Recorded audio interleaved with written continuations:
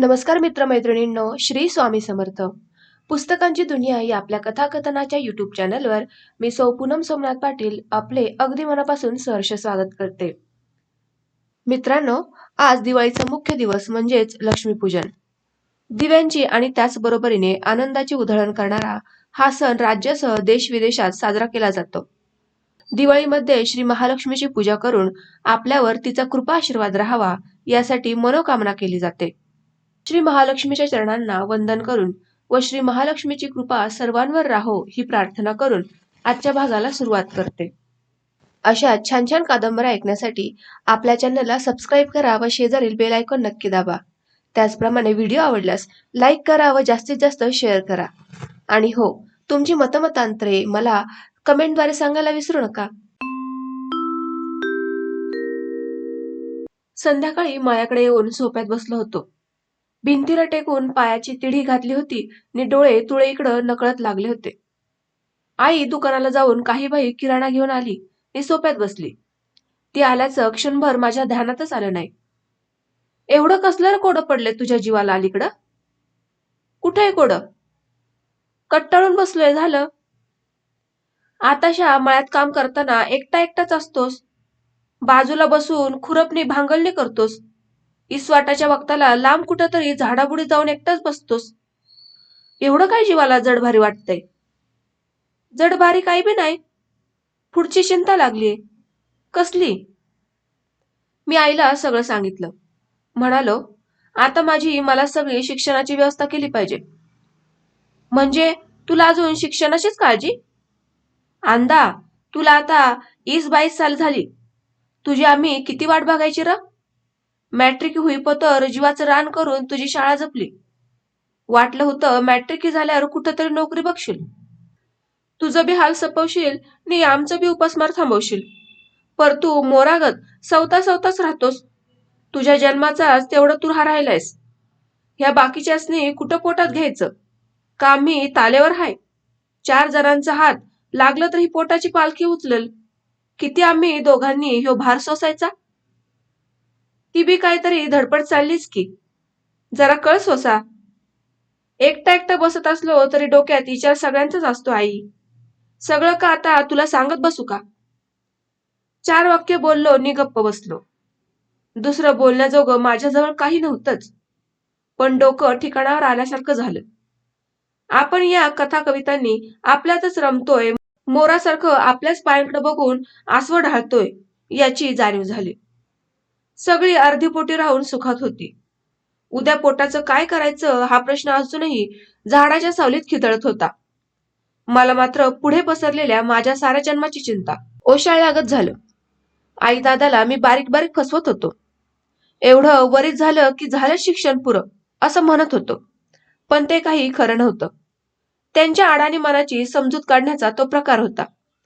त्यांना मी सांगितलं असतं की अजून BA व्हायला 3-4 वर्ष लागतील, तर त्यांनी एवढी वर्ष धीर धरला नसता. खचून गेले असते आणि हाय खाल्ली असती. वर्षभर दादाच्या पोटात जास्त कळा करत होत्या. कोर्टात मळ्यासाठी त्याला हेलपाटे घालावे लागत होते. त्यातच मळ्याच्या मालकानं जमीन स्वतःला कसण्यासाठी म्हणून मागायला सुरुवात केली होती. बऱ्या बोलानं मळा सोड म्हणून माग लागला होता. नाहीतर कोर्टात दुसरी केस गुदरतो, सगळीकडनं तंग करतो म्हणून दबाव आणत होता. त्यामुळं दादा 24 तास चिंतागती दिसत होता.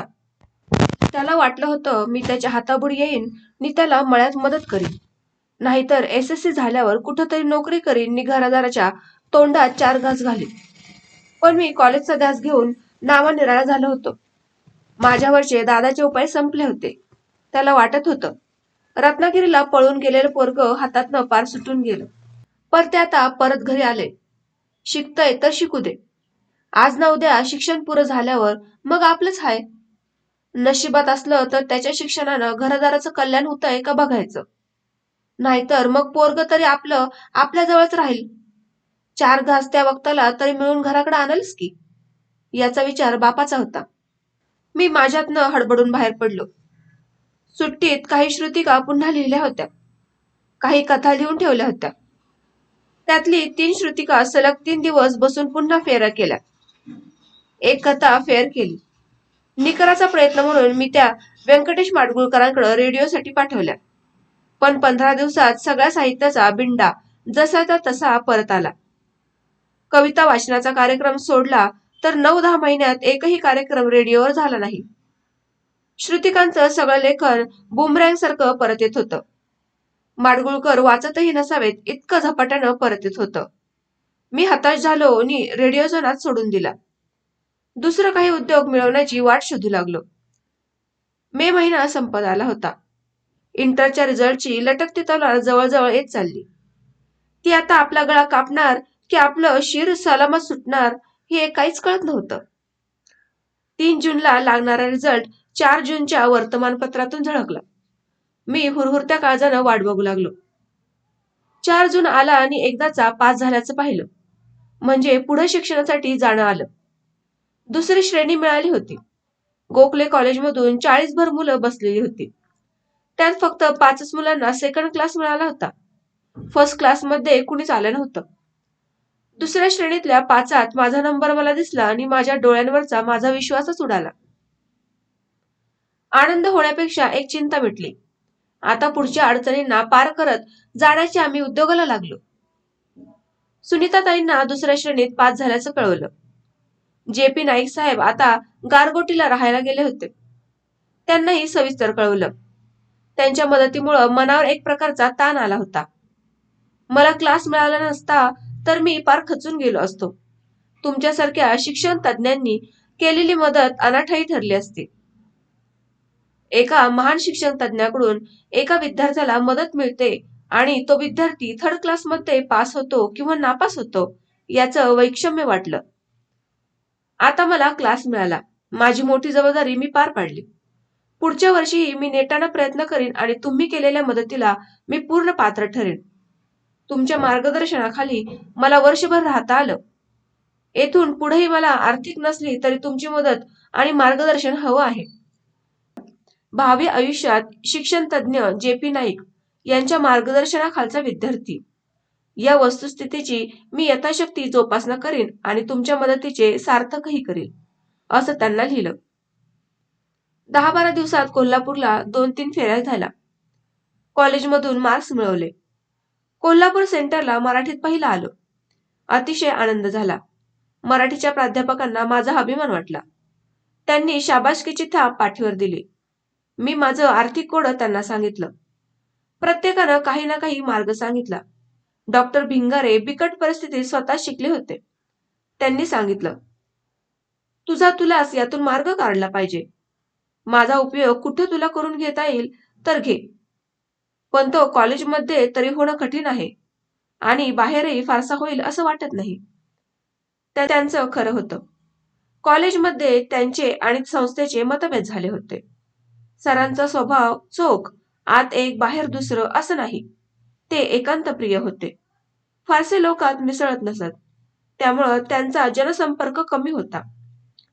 ग.वी. कुलकर्णी सरांनी आपल्या 2 मुलांची शिकवणी ऑगस्ट पासून देण्याचं कबूल केलं. संजीव आणि सुधीर लहान होते. एक दुसरीला आणि दुसरा चौथीला. त्यांची शिकवणी केवळ मला मदत म्हणून.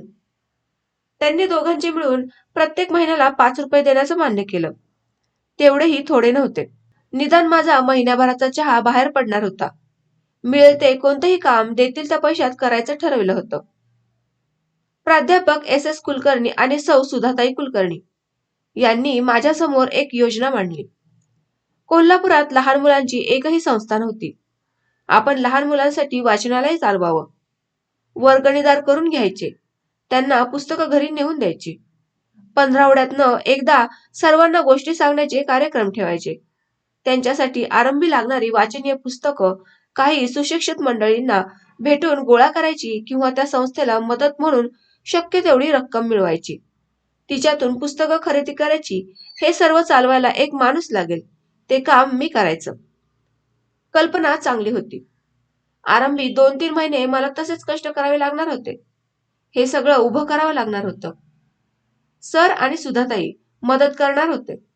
त्यांची अनेक मित्रमंडळी त्यात सहभागी करून घेणार होती. मी तयारी दाखवली. कोल्हापुरात आल्या जुलैमध्ये कामाला लागण्याचं कबूल केलं. पण या धडपडीत आरंभचे 3-1 महिने मला काहीच लाभ नव्हता. नुसतं काम करायचं, मग जे मिळेल ते मिळेल आणि नाही मिळेल ते नाही. कोल्हापुरात एक मराठा डॉक्टर ओळखीचे होते. त्यांना माझ्या शिक्षणाच्या धडपडीचं कौतुक होतं. ते प्रोत्साहन देत.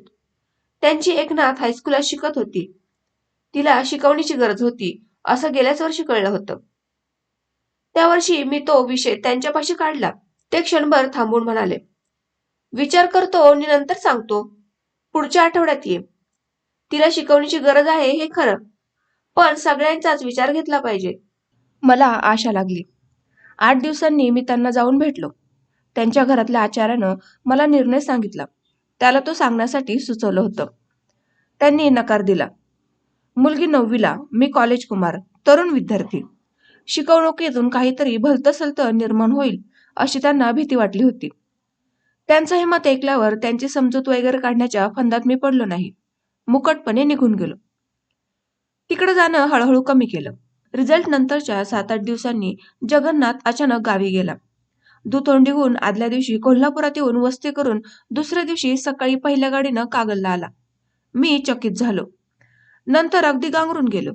तो दारात आला आणि आई अतिशय थिट्या जुनेऱ्यात म्हशीच्या शेणानं सोपा सारवत होती. म्हशीच्या शेणाचा उग्र वास पसरला होता. माशा घोंगावत होत्या. मी माझघराच्या दारात मळ्याकडे जाण्याच्या तयारीत होतो. दादाचा चहा धोंडूबाईनं चुलीवर ठेवला होता. त्याची वाट बघत होतो. मळ्याकडे जायची कापडं मी अंगावर घातलेली. पाठीवर फाटलेलं, कोपरावर भस्क पडलेलं मळकट कुर्तं नि तशीच ठिगळांची चड्डी. खरं तर घरात वावरताना असली कापडं आम्हा सगळ्यांचीच होती. बहिणी आपल्या कामात बुडालेल्या. हिराबाई गोठ्यातली शेणं काढतेली. लक्ष्मी अनसा झिपऱ्या सोडून दौलतला घेऊन बसलेल्या. कुणाची आंघोळ नाही का कुणाची पांघोळ नाही. घरादारातनं धूर, केळणी, शेतकऱ्याचा पसारा. अशा पारोश्या गचाळ घरात जगून अचानक येणं म्हणजे आमच्या घराच्या लक्तरांचं जवळून दर्शन घेणं. त्यानं येणार आहे म्हणून कळवलं असतं तर मी थोडी तरी दक्षता घेतली असती. पण त्यानं एकाही शब्दानं येत असल्याचं कळवलं नव्हतं. दारात दत्त म्हणून सकाळी सकाळी उभा राहिला. बरोबर एक साधी पिशवी. जगू? मी अवाक झालो. अरे काहीच कसं कळवलं नाहीस? थांब आलो. पाय धुवायला पाणी घेऊन. थांब बाहेरच. मी धावत आत गेलो. बाहेर जायचे कपडे पटकन घातले. बहिणींना सगळी कापडं भराभर घालायला सांगितली. कोल्हापूरचा ब्राह्मण मित्र आल्याची सूचना दिली. आगाई, हाच जगू जोशी, कोल्हापूरचा, माझा कॉलेजातला मित्र, आपल्याकडे आलाय. मी पाण्याचा तांब्या बाहेर घेऊन येत आईला सांगितलं. अगं बाई, एवढं म्हणून आईनं अर्धा सोपा तसाच ठेवला आणि तशीच उठून आत गेली. तीही गडबडली. अगं, हातपाय धुवून ये नि म्हशीच्या धाराला बस. त्याला जरा ताजं दूध दे, मी आईला सांगितलं. जगूसाठी माझघरात घोंगड अंथरलं. माझा एकुलता एक टॉवेल गेल्या वर्षापासून घरात आला होता तो त्याला हातपाय पुसायला दिला. सारावलेल्या सोप्यातनं पायांचे पंजे टेकत माझघरात यायला सांगितलं. तो आला. खटाळपणे हसू लागला. त्याला वाटत होतं न सांगता अचानक येऊन आपण आपल्या मित्राला सुखद धक्का दिला. पण मी माझ्या घरच्या दारिद्र्याचं भेसूर दर्शन त्याला होईल नि हा मग आपल्याला मित्रही मानेल की नाही याच्या काळजीनं गारच झालो. कोल्हापूरच्या नातेवाईकांच्या घरी तो राहत होता. घर गरीब मध्यमवर्गीय ब्राह्मणांचं. 2-3 खोल्या, पण ठाकठीक असायच्या. सगळ्यांच्या अंगावर साधे असले तरी व्यवस्थित नि स्वच्छ कपडे असायचे. घर लोटलेलं असायचं. सगळ्यांच्या आंघोळी सकाळी झालेल्या असायच्या. सगळ्यांच्या डोक्याला तेल असे, केस नीट विंचरलेले असत. येणाऱ्या जाणाऱ्यासाठी बाहेरच्या खोलीत बैठक नीट केलेली असे. असं आमच्या घरात काहीच नव्हतं. माझ्या घरची गरिबी केविलवाणी, मळकी, धूळ खाणारी नि अस्ताव्यस्त होणारी. ब्राह्मणाच्या गरिबीतला आणि कुणब्याच्या गरिबीतला हा फरक होता. ब्राह्मण असलेला गोरागोमटा स्वच्छ स्वच्छ मुलगा आपल्या लेकाचा मित्र आहे नि भेटायला दुतोंडी होऊन खास आलाय ही कल्पनाच आईला सुखद वाटत होती. तिनं झपाट्यानं सगळं आवरलं नि जगूच्या पुढ्यात निरशा धारुष्ण दुधाचा पेला ठेवला. त्याच्या खुशालीची हसू भरल्या तोंडाने चौकशी केली. मग पुढच्या कामाला आई निघून गेली. तिनं लुगडं नेसलं होतं. मला हायसं वाटलं. अरे, असं काय अचानक आलास तू? मला राहून राहून आश्चर्य वाटत होतं म्हणून मी विचारलं. आलो असाच. तुझं पत्र वाचून राहावलं नाही. मग आलो भेटायला. रिझल्ट लागल्यावर एका निराश अवस्थेत त्याला मी पत्र लिहिलं होतं. पुढं शिकता येणं कसं अशक्य आहे, त्यामुळं जगण्याची इच्छा कशी संपली आहे, हे भावनाविवश होऊन लिहिलेलं. त्यामुळे तो तडकाफडकी भेटायला आला होता. इकडच्या तिकडच्या गप्पा झाल्या आणि मी त्याला सगळी वस्तुस्थिती सांगितली. त्यानं मला कोल्हापुरात 25-30 रुपयांच्या तरी शिकवण्या मिळवून देऊ शकेन म्हणून सांगितलं. त्यामुळे एकदम आधार वाटू लागला. तुझे वडील कुठं आहेत? मळ्यात आहेत. मी आता मळ्याकडेच चाललो होतो. चला आपण दोघंही मळ्याकडे जाऊ. तुझ्या वडिलांना मला पाहायचं आहे. मी अवघडलो. मळा म्हणजे गाव नव्हतं. गावात असलं म्हणजे प्रत्येकाच्या अंगावर कपडे तरी असतात. मळ्यात आपलं राज्य असतं. तिथं कुणी कुणाला विचारणारा नसतो. वाटेल तसं आदिवाशासारखं राहता येतं. दादाच्या अंगावर तर सकाळी नुसता लंगोट असतो. अंगावर आहे म्हणायला अंगारखं असतं. त्याची एखादी बाही कशीबशी जागेवर असते तर दुसरीचा पत्ताही नसतो. पाठीपोटावरचे त्याचे तुकडे गायब झालेले असतात. उरलेल्या चिंध्यावर शेणामुताच्या आणि चिखलमातीच्या शितड्या उडालेल्या असतात. डोईवर चिंदा झाकल्या पटक्याच्या वावभर तुकडा असतो. त्याचे 2-3 अडीच तिढे दादाच्या डोक्याला बसलेले असतात. त्याच्या झुरमुळ्या बाशिंगाच्या झुरमुळ्यासारख्या कानाभोवतीनं मानेभोवतीनं लोंबत असतात. अशा दादाला बघायचं म्हणजे माझ्या लसलसत्या दुःखावरची खपली चाकूनं खरवडायची. मी गप्प बसलो. जगूकडं एकटक बघू लागलो. का रे, काय बघतोस? काही नाही. तू लंगट कधी बघितलं नाहीस? काहीतरी पुसून उकिरड्यावर टाकलेलं जुनाट मळके चिंदा झालेले कपडे कधी बघितले नाहीस? लाकडाच्या मुळ्या विकायला येणारे आदिवासी कधी बघितले नाहीस? पुष्कळ बघितल्यात. पण ही तुझी मुक्त छंदातील कविता मला कशासाठी ऐकवतोस? सरळ काय ते सांग ना. आदिवासी बघितले असतील तर त्याच्यापेक्षा माझे वडील वेगळे नाहीत.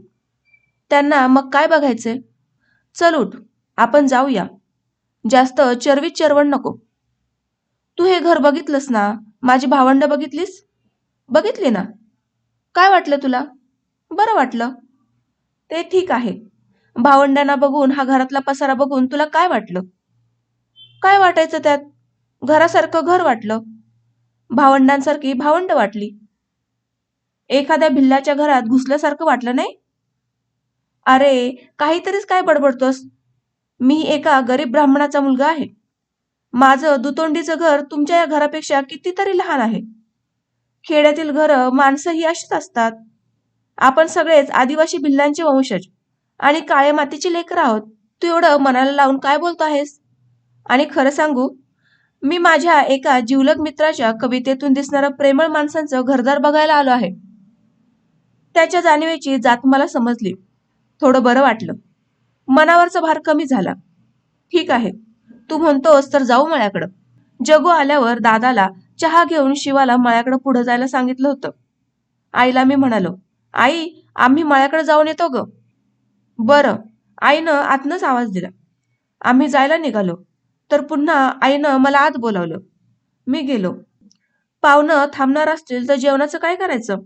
आपलं चालेल का त्यासनी? चालेल की. तसा तो शिवाशिव मानणाऱ्यांपैकी नाही.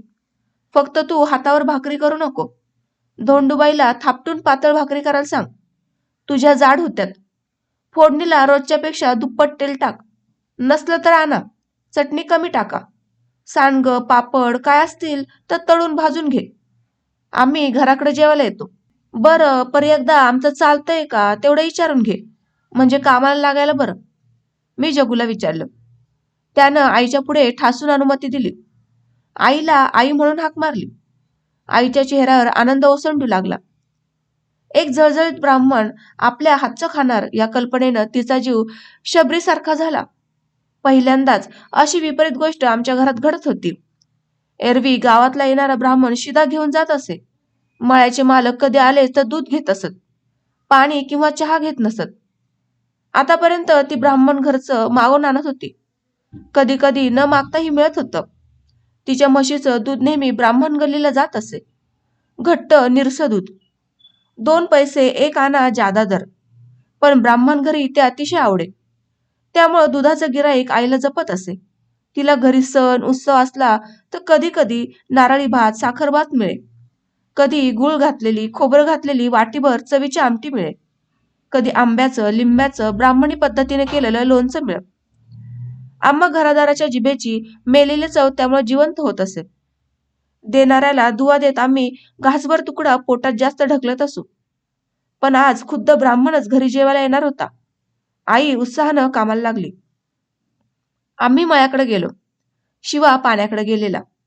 अंदाज केला होता तसाच दादा लंगोट चिंध्या झालेलं कुर्ता अंगावर घालून डोक्याला पटक्याची धोंडगी गुंडाळून मोठ मारत होता. जगन्नाथ दादाकडे एकटक बघत धावेवर गेला आणि त्यानं दादाला वाकून नमस्कार केला. दादाच्या आयुष्यात ही पहिलीच घटना होती. तो गोंधळून गडबडून गेला. त्याला काय करावं सुचेना. त्यानं मला खोपीतलं घोंगडं आणून आंब्याच्या सावलीत अंथरायला सांगितलं. नको, मी आता बसत नाही. मळ्यातून मी आणि आनंदा थोडा हिंडतो. मी लगेच परतणार आहे. बरं, ही तर आता काय खायला बी नाही. का आंब्याच्या 4 कैऱ्या काढून देऊ? नको, कैऱ्या मी खात नाही, खोकला होईल, जगू म्हणाला. घराकडे न्या जावा. नकोच, मी दुथोंडीला उशिरा जाणार आहे. कोल्हापुरात थोडा थांबणार आहे. पुन्हा आंबे खायलाच येईन. बरं. आम्ही दोघं उसात पाणी पाजणारा शिवाजवळ गेलो. जगूला उसाचं वाकूर, चिरा, खांड, चिरेपाट, खांडपाट म्हणजे काय असतं ते सांगितलं. माळव्यातनंही हिंडलो. त्याला शेतातली थोडी माहिती दिली. दुधोंडीच्या सारख्या खेड्यातच तो वाढला होता. पण माझ्या कवितेतून, श्रुतिकेतून अवतरणारी मोठ, मळा, पिकं त्याला बघायची होती. नंतर थोडा वेळ दादाशी त्यानं पाटाच्या धोंड्यावर बसून गप्पा मारल्या. तुमचा आनंद किती हुशार आहे, प्रेमळ आहे.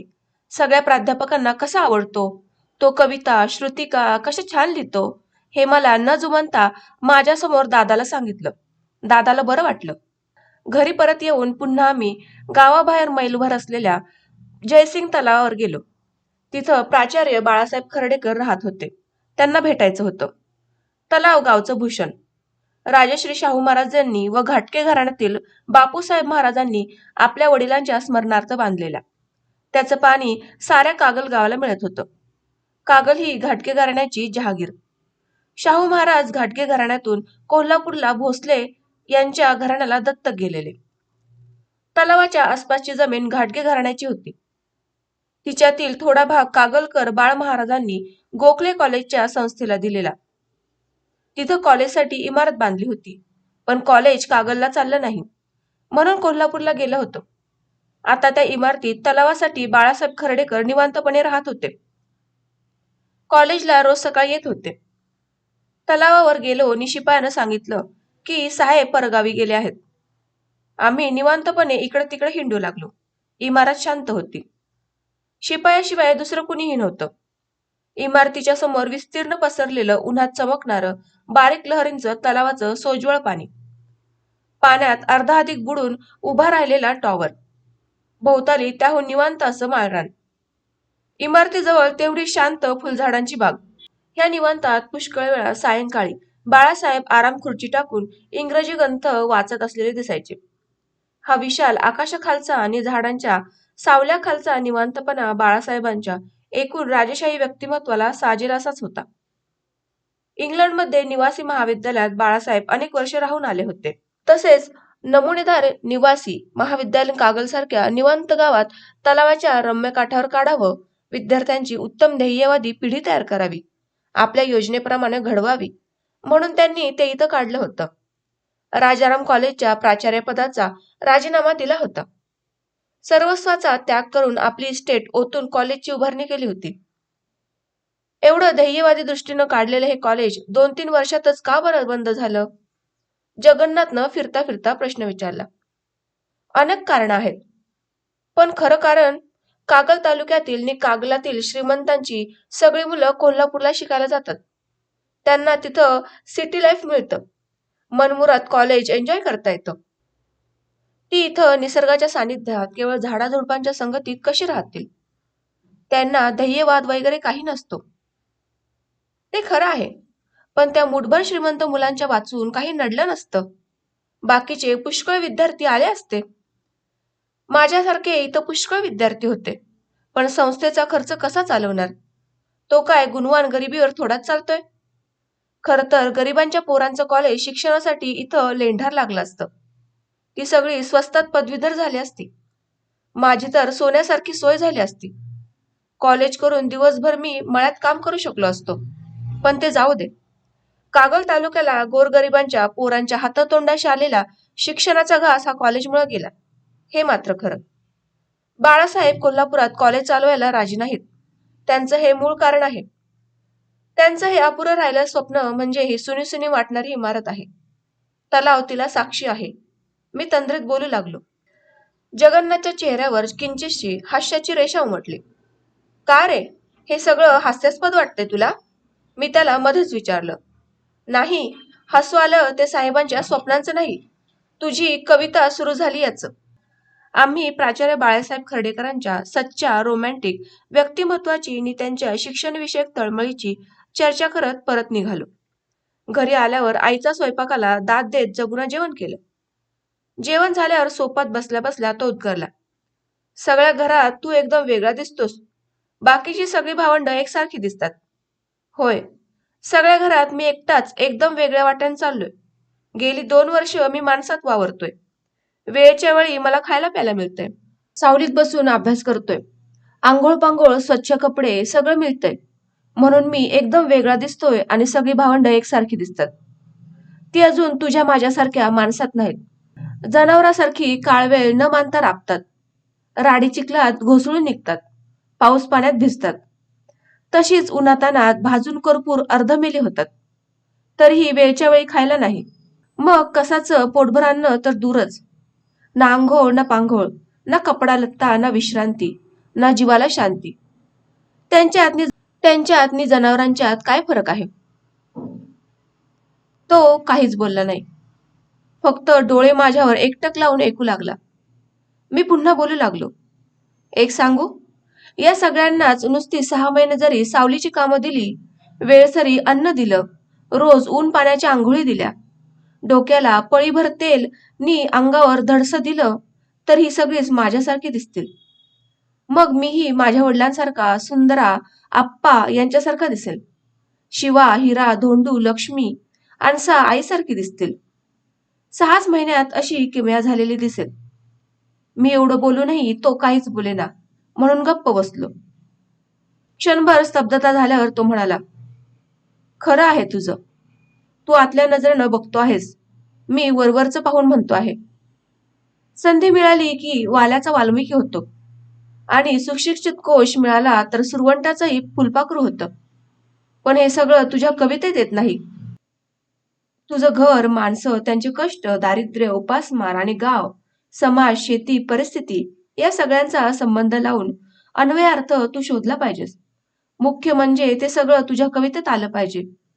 तुझी कविता वाचून माझ्यासमोर एक छानदार हिरवा मळा, निसर्ग आणि एक बाळबोध प्रेमळ कुटुंब, त्याची साधी मराठमोळी राहणी, उत्कट अतूट नाती आणि दारिद्र्यातही समाधान मानणारी माणसं उभी राहिली. या निमित्तानं तो निसर्ग, ती माणसं आणि त्यांचं कुटुंब पाहावं म्हणून मी आलो होतो. पण तुझ्या मळ्याचं आणि घराचं चित्र वेगळं दिसतंय. त्याचा आंतरिक वेध अजून तुझ्या कवितेनं घेतलेला नाही. घेईल आता हळूहळू. या 1-2 वर्षातच मी जाणीवपूर्वक लेखनाकडे वळालो आहे. माझ्याबरोबर माझ्या कवितेची वाढ, विकास होईलच की. अजून खूप वाचायचं आहे, खूप समजून घ्यायचं आहे. तोवर ही कविता अशी कोवळी, भावनाप्रधान राहील असं वाटतंय. तासभर बसून जीवाभावाचं बोललो. शेवटी तो कोल्हापूरला जायला उठला. पुरेशा शिकवण्या मिळवून देण्याचं पुन्हा मला अभिवचन दिलं. मला धीर देऊन निघाला. तो मनापासून जेवल्यानं आईला घर एखाद्या देवळागत वाटू लागलं. घरात ब्राह्मण जेवल्याचं तिच्या कुणबाव्याला बिरुद मिळालं.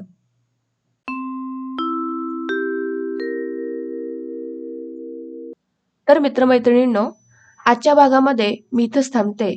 आज तुमचा इथेच निरोप घेते. भेटूयात पुढील भागामध्ये.